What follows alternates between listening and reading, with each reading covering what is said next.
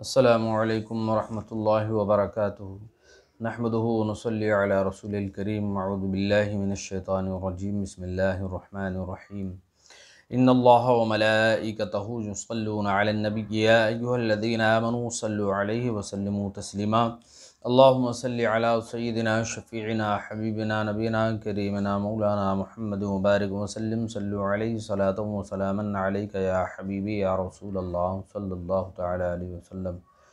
मोहतरम हज़रात, ये महीना बड़ा ही बाबरकत, बाअज़मत, इज़्ज़त वाला, रहमत वाला, बरकत वाला, मग़फ़िरत वाला, निजात वाला महीना चल रहा है और रमज़ान की बहारें हम और आप लूट रहे हैं।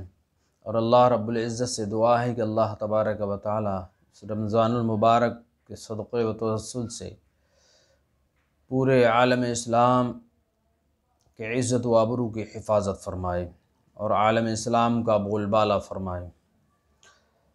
तो मोहतरम हज़रात, इस रमज़ानुल मुबारक के मुताल्लिक़, इस महीने के मुताल्लिक़ हुज़ूर सल्लल्लाहु तआला अलैहि वसल्लम ने इरशाद फ़रमाया कि इसमें जब कोई बंदा कुरान की तिलावत करता है तो एक हरफ के बदले उसको 10 नेकियां दी जाती हैं। और मैं ये नहीं कहता कि अलिफ़ लाम मीम एक हरफ है, बल्कि अलिफ़ एक हरफ है, लाम एक हरफ है, मीम एक हरफ है। इस तरह से 30 नेकियां बंदे को मिलती हैं सिर्फ़ अलिफ़ लाम मीम कहने में। और मुफस्सिरीन बयान फरमाते हैं, इसकी तौज़ीह करते हैं कि अलिफ़ जब लिखेंगे तो अलिफ़ लाम फ़े, इस तरह से 3 हरूफ हो जाएंगे। और फिर लाम लिखेंगे तो लाम अलिफ़ मीम, ये 3 हरूफ हो जाएंगे। और जब मीम लिखेंगे तो मीम, ये 3 हरूफ हो जाएंगे। इस तरह से 9 हरूफ ये हो जाते हैं। बहरहाल अल्लाह तबारक व तआला रमज़ानुल मुबारक में सवाब की जो तादाद है, मक़दार है, बढ़ा देता है। एक हरफ पढ़ने के बदले अल्लाह रब्बुल इज़्ज़त 10 नेकियां अता फ़रमाता है। और अल्लाह रब्बुल इज़्ज़त से दुआ है कि अल्लाह तबारक व तआला हम तमाम को ज़्यादा से ज़्यादा नेकियां करने की तौफ़ीक़ रफ़ीक़ अता फ़रमाए। और कुछ सवाल कर रहे थे हज़रत, मेरा सवाल ये है आपसे कि सदक़ाए फ़ित्र क्या है? जी, अल्लाह के रसूल सल्लल्लाहु तआला अलैहि वसल्लम ने इरशाद फ़रमाया कि अपने रोज़ों का सदक़ा दिया करो, अपने रोज़ों का सदक़ा फ़ित्र दिया करो। क्यों दिया जाए? तो हुज़ूर सल्लल्लाहु अलैहि वसल्लम ने ही इरशाद फरमाया कि बेहुदा और लग़्व कलाम अगर कर लिया हो तो उससे आपके रोज़े की पाकी यानी साफ़ सुथराई हो जाए और मिस्कीनों को, गरीबों को खाने पीने की चीज़ें या रुपया पैसा माल मुहैया हो जाए। तो इससे आपका रोज़ा भी साफ़ सुथरा हो जाएगा और गरीबों को माल भी मैसर होगा। और अगर और सवाल है कि सदका फित्र किस किस के ऊपर वाजिब है? जी, देखिए, सदका फ़ित्र हर मुसलमान पर वाजिब है जो मालिक निसाब है और उसकी जो नाबालिग औलाद हैं जो उसकी किफ़ालत में हैं, उनकी तरफ से जो है सदका फ़ित्र वाजिब है। और इस तरह से कि एक शख्स है और उसकी कई औलादें हैं, 4-5 औलादें हैं, तो 5 औलादों में बड़ी औलाद, बड़ा बेटा या बेटी वो बालिग हो चुकी है, अगरचे शादी हुई हो या न हुई हो, तो उस कंडीशन में उसका फ़ितरा जो है वालिदैन के ऊपर नहीं है। लेकिन अगर वो नाबालिग हैं तो फिर जो है उसका सदका फ़ित्र उसके वालिदैन की तरफ है, यानी वालिद की तरफ है। और सदका फ़ित्र भी जब ही वाजिब होगा जबकि ज़कात की शराइत पाई जाएं। बस सिर्फ़ माल नुमू वाला जो मसला है उसके अलावा सदका फ़ित्र उसी पर वाजिब होगा जिस पर ज़कात वाजिब होगी। और हौलान हौल का भी इसमें मसला नहीं है। अगर जो है एक दिन के लिए भी कोई शख्स गनी हुआ, पैसे वाला हुआ, मालिक निसाब हुआ, तब भी सदक़ा फ़ितर वाजिब हो जाता है। उसका देखिए वक्त सुबह सादिक यानी सहरी का टाइम ख़त्म हुआ, इशा की नमाज का टाइम ख़त्म हुआ और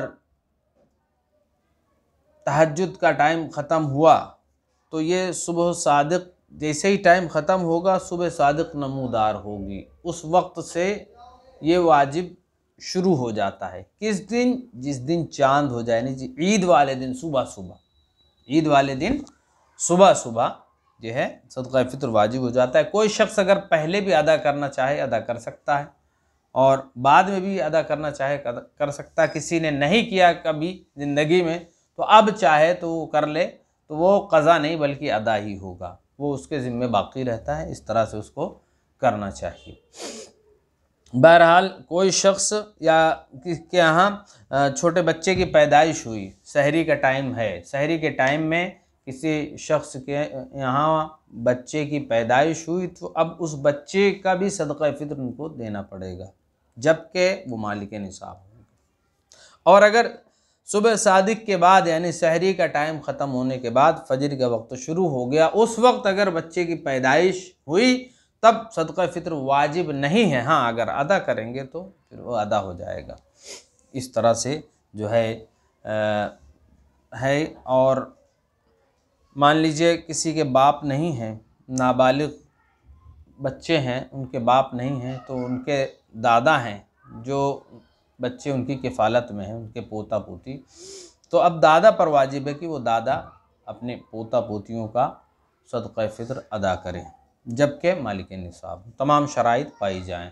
इस तरह से अब रही बात माँ बाप के यहाँ अगर 5 औलादें, जैसा कि मैंने बताया था, अगर वो चाहें तो 5 का दे सकते हैं, सदक़ा फ़ितर अदा हो जाएगा। यूँ ही जैसे कि ज़कात होती है, देना रहता है, तो औरत जल्दी ज़कात नहीं देती है। देता कौन है? मर्द देता है, शौहर देता है। मालूम पड़ा हमारी बीवी के पास उसकी मिल्कियत में इतना सोना है, चांदी है, तो फिर जो है उसका आकलन करके, उसको जोड़ गांठ करके शौहर उसकी ज़कात निकालता है। हालांकि जिसका माल हो ज़कात उसी पर फ़र्ज़ है, लेकिन इससे भी अदा हो जाता है। तो सदक़ा फ़ितर इस तरह से भी अगर चाहें तो अदा हो जाएगा। और इस साल का 2023 का सदक़ा फ़ितर हज़रत अल्लामा मौलाना डॉक्टर मुफ्ती मोहम्मद यूनुस रज़ा ओवैसी काज़ी शहर, मरकज़ी काज़ी शहर कानपुर, यूपी ईस्ट, इंडिया यानी भारत के, इन्होंने जो सदक़ा फ़ितर की रकम मुतय्यन की है वो 65 रुपये है, और इससे ज़ायद ही अदा करें, कम ना करें। ज़ायद अदा कर देंगे वो आपके लिए और बेहतर है। ठीक है। इसका जो हुक्म है वो ये है कि निस्फ़ सा या 1 सा। निस्फ़ सा कहते हैं 2 किलो 47 ग्राम, 1 सा कहते हैं 4 किलो 94 ग्राम, यानी कि 94 ग्राम क्या, उसको राउंड फिगर में 94 ग्राम क्या, उसको राउंड फिगर में 100 ग्राम कह लीजिए, तो 4 किलो 100 ग्राम ये 1 सा हो जाएगा। और निस्फ़ सा 4 किलो 50, माफ़ कीजिएगा, निस्फ़ सा 2 किलो 50 ग्राम, उसको राउंड फिगर में कर लीजिए। तो आम तौर पर जो है गेहूं का या जौ का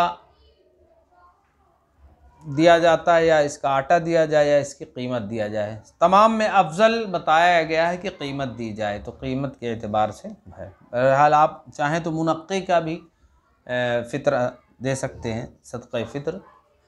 आप चाहें तो खजूर का भी दे सकते हैं, आप चाहें तो बादाम का भी दे सकते हैं, आप चाहें तो अखरोट काजू वगैरह का भी दे सकते हैं। लेकिन वो जो है जौ और सत्तू और गेहूँ गंदम के अलावा जितनी चीज़ों में निकालेंगे, जैसे कि खजूर है या मुनक्का है या बादाम वगैरह है, तो ये तमाम चीज़ें 4 किलो 94 ग्राम, यानी जैसा कि मैंने बताया 4 किलो राउंड फिगर में 4 किलो 100 ग्राम जो है होना चाहिए। ठीक है। इस तरह से जो है सदक़ा। आपका सवाल जो था कंप्लीट हो गया। हाँ, और हजरत मेरा सवाल आपसे ये है कि सदका फित्र किस किस को दे सकते हैं?